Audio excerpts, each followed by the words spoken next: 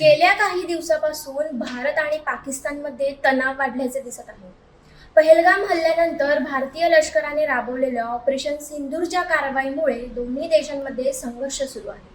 सीमेवर सुरू असलेल्या या संघर्षामुळे देशभरातील महत्त्वाच्या शहरांमध्ये सुरक्षा व्यवस्था वाढवण्यात आली आहे. अशातच मुंबईमधील सिद्धिविनायक मंदिर समितीने सुद्धा एक महत्त्वाचा निर्णय घेतला आहे.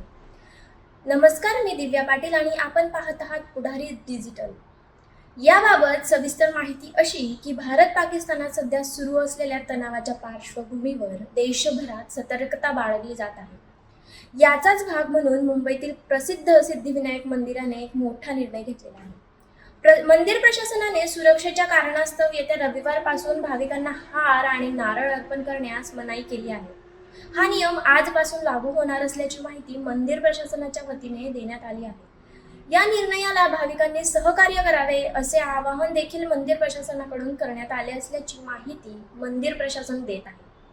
दुसरीकडे भारत पाकिस्तान दरम्यान निर्माण झालेल्या तणावपूर्ण परिस्थितीमुळे देशभरात सुरक्षा यंत्रणा सतर्क झालेल्या आहेत. याच पार्श्वभूमीवर शिर्डीच्या साईबाबा मंदिराची सुद्धा सुरक्षा अधिक बळकट करण्यात आली आहे. उद्या रविवारपासून फुलं, हार आणि प्रसाद तसेच मोबाईल साई मंदिरात नेण्यास सक्त बंदी घालण्यात आली आहे.